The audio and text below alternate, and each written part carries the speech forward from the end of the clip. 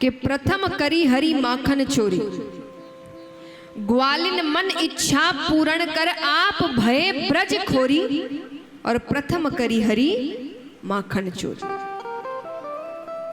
अब भगवान यहाँ बैठे हैं, भगवान सोच रहे हैं कि जो माखन चोरी की लीला है अत्यंत रसमयी लीला है, सबको बड़ा आनंद आएगा। लेकिन इस लीला के दर्शन यशोदा मैया तो कभी नहीं कर पाएगी, उनको तो हमेशा शिकायत सुनने को मिलेगी, वो तो कभी नहीं देख पाएगी।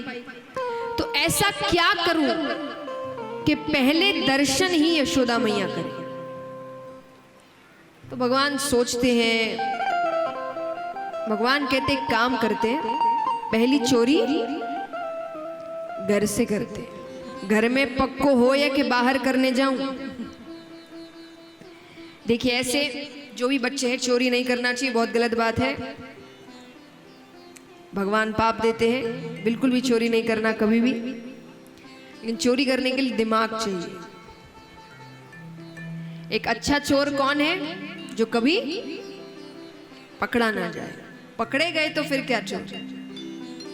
तो भगवान सोचेंगे क्या पता चोरी करूं, पकड़ा गया तो सब बाहर यही कहेंगे जब चोरी करनी आती नहीं तो करी क्यों, और घर में पकड़े गए तो सोचते पहली चोरी घर पे करते हैं। तो उस वक्त ही माखन दूध दही का काम चलता, तो हर घर में जो भी माखन दही का काम करते थे उनके घर में एक छोटा कमरा हांडियों का होता था, उसमें माखन रखे जाते थे, बड़ी बड़ी हांडियां पड़ी होती थी, उसी में सारा काम होता था। तो भगवान के घर में भी कमरा है, तो भगवान दोपहर के समय उस कमरे में जाते हैं। दोपहर के समय सब सो रहे होते थे, वो जाते हैं, मटकी पड़ी है उसको अपनी ओर खींचते हैं, हाथ अंदर डालते हैं, नवनीत निकालते हैं। नवनीत यानी माखन का गोला, तो नवनीत निकालते हैं और भोग जैसे ही लगाने वाले हैं कि भगवान की नजर उनके ठीक सामने एक कांच पड़ा हुआ था। कांच माने दर्पण, शीशा, वैसा कांच सामने रखा हुआ था। अच्छा नोट, भगवान ने कभी भी कांच देखा नहीं आज तक, उनको पता नहीं है शीशा होता क्या है, प्रतिबिंब क्या होता है, कुछ नहीं पता उनको। सामने शीशा रखा है, जैसे ही भगवान की नजर उस पर पड़ी भगवान ने तुरंत हाथ पीछे कर लिया। भगवान कहते अच्छा ये माता बड़ी होशियार है, माता ने माखन की रखवारी के खातिर एक छोरो पहले से ही खड़ो रखो है और ये चुपचाप मेरी चोरी देख रहा है। भगवान उसको समझाते हैं, भगवान कहते देख तू भी छोरो मैं भी छोरो, तू एक काम कर, मैया से कुछ मत कहना, क्योंकि ये जो माखन है ना ये मैं अकेले नहीं खाऊंगा, तो ही भी खवाऊंगा। और ये कहकर भगवान कहते ये ले खा ले। भगवान ने हाथ आगे किया तो प्रतिबिंब ने भी हाथ आगे किया, भगवान के हाथ में माखन तो उसके हाथ में भी माखन। भगवान कहते अच्छा अब मेरी आत्मा ठंडी है गई, मैं सोच रहा तो मैं ही एक चोर हूं, तू तो मेरे से भी पक्को चोर निकलो, तेने पहले से ही माखन ले रखो है। भगवान कहते अच्छा बात है, चोर चोर मौसेरे भाई, तू मेरी चोरी मत कही है, मैं तेरी चोरी नहीं कहूंगा। यशोदा मैया पीछे से सब देख रही है कि कैसे भगवान कांच के सामने अपने आप से बातें कर रहे हैं, उनको बड़ा प्यारा लग रहा है। जब भगवान की बातें खत्म हो गई तब उन्होंने आवाज लगाई कन्हैया। भगवान डर गए। यशोदा मैया कमरे में आती है, अरे यहाँ क्या कर रहा है, क्योंकि पहली बार भगवान माखन के कमरे में आए हैं। अभी तक माखन चाहिए होता तो किसी सेवक से कहते थे, यशोदा मैया, नंद बाबा, किसी से भी कहते कि मुझे माखन खाना है, खुद कभी नहीं जाते थे। तो मैया कहती यहाँ क्या कर रहा है। भगवान कहते मैया मोहे माखन को लोभ ना है। देखिए वो खुद ने चोरी की है ना, डर लग रहा है, वो सामने वाले पे कैसे भरोसा करे, साथ दे ना दे, तो उन्हें लग रहा है वो कुछ कहे इससे पहले मैं ही कह दूं। तो भगवान कहते कि मैया मोहे माखन को लोभ ना है, पर मैंने सोचा कि मेरी मैया इतने मेहनत से माखन निकाले तो माखन की रखवारी के खातिर मैं इस कमरे में आया हूं। अच्छा तो कर ली रखवाली? बोले नहीं मैया, मैं जैसे ही कमरे में आया हूं मैंने देखा कि एक छोरा माखन चुरा रहा है। मैया कहती अच्छा तो तूने उस छोरे से कुछ कहा नहीं? बोले मैंने कहा कि तू माखन क्यों चुराए, तू मैया से मांग ले।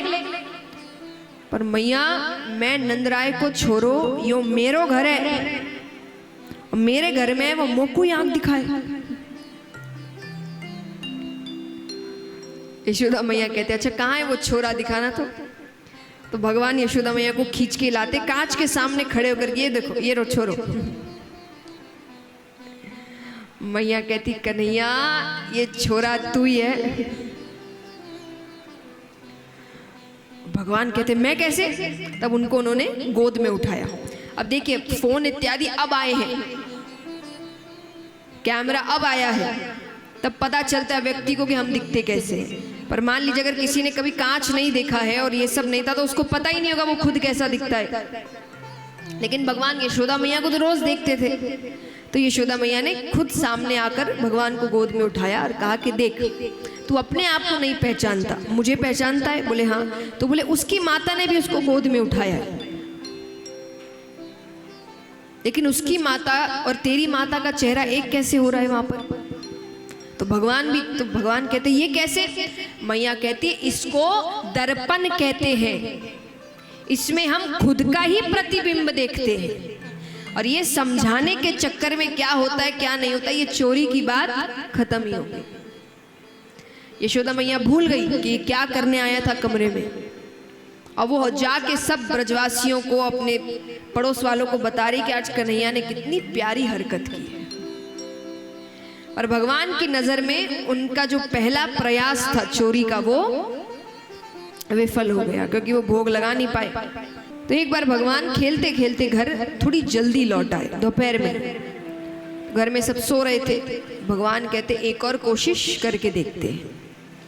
तो वही भगवान माखन के कमरे में गए, हांडी की ओर अपनी ओर खींचा, हाथ अंदर डाला नवनीत निकाल के, और आज तो भगवान ने भोग भी लगा लिया, खा लिया। अब दूसरा हाथ वापस डालते हैं भोग लगाने के लिए कि इतने में ही पीछे से आवाज आती है कन्हैया। भगवान कहते दोपहर में सब सोते हैं सिवाय मैया के, ये पता नहीं क्यों दिन भर घर में घूमती रहती है। अब भगवान कोई जवाब नहीं दे रहे, चोर स्पष्ट जवाब नहीं देते, भगवान चुप है। यशोदा मैया अब देख रही है कि उसको आवाज आ रही है फिर भी वो जवाब नहीं दे रहा। यशोदा मैया अंदर जाती है, कन्हैया कब से आवाज लगा रही हूं, जवाब क्यों नहीं देता? भगवान कहते मैया मैं एक बहुत बड़े समस्या के समाधान में लगा हुआ हूं। मैया कहती है तुझे कौन सी समस्या है गई? समस्या तो बड़े बूढ़न को होए। भगवान कहते कहानी सुनिए इनकी। अब भगवान कहते मैया तूने ये जो सोने का कड़ूला धारण करवाया है ना, भगवान अपने हाथों में सोने के कड़ूले पहनते थे, तो ये जो धारण करवाया है इसमें जब सूरज की किरण पड़ती है तो ये तपने लगता है, तो हाथ में जलन होने लगती है। तो एक अच्छे वैद्य ने बतायो कि माखन की तासीर ठंडी हो गई। तो मैया मैंने माखन की हांडी में हाथ डाल दिया तो जलन तुरंत बुझ गई। भगवान भूल गए कि भगवान ने एक बार भोग भी लगा लिया था, और छोटे बच्चे हैं खाते हैं तो खाते कम है, लग जाता है ज्यादा। भगवान कहते, यशोदा मैया कहती है कि जलन यहाँ हो रही थी? बोले हाँ। तो बोले माखन यहाँ कैसे लगा? पर भगवान हार मानने वालों में से भगवान कहते अरे मैया शरीर तो एक ही है, अरे यहाँ की जलन अगर बुझेगी तो गायब थोड़ी होगी, कहीं तो कहीं जाएगी। तो यहाँ की जलन बुझ के वो चढ़ते चढ़ते मुखड़े तक पहुंच गई। तो मैया मैंने मुख पर माखन लगा लिया। अब भगवान सोचे क्या पता खाते हुए भी देख लिया हो। तो तो यशोदा मैया कुछ कहे इससे पहले ही भगवान कहते हैं और मुख की जलन उधर तक चली गई। तो मैया मैंने एक बार माखन खा ही लियो, लेकिन बस एक बार, उससे ज्यादा नहीं। यशोदा मैया को सब समझ में आ रहा है कि कैसी कहानियां है, पर उनको इतना अच्छा लग रहा है कि इसका दिमाग कितना चल रहा है, कितनी कहानियां इसने बैठे बैठे बना ली। और फिर यशोदा मैया उनको गोद में लेके फिर आस पड़ोस में घूम रही है कि आज कन्हैया ने ऐसा किया, आज कन्हैया ने ये हरकत की, उसने ये कहानी सुनाई।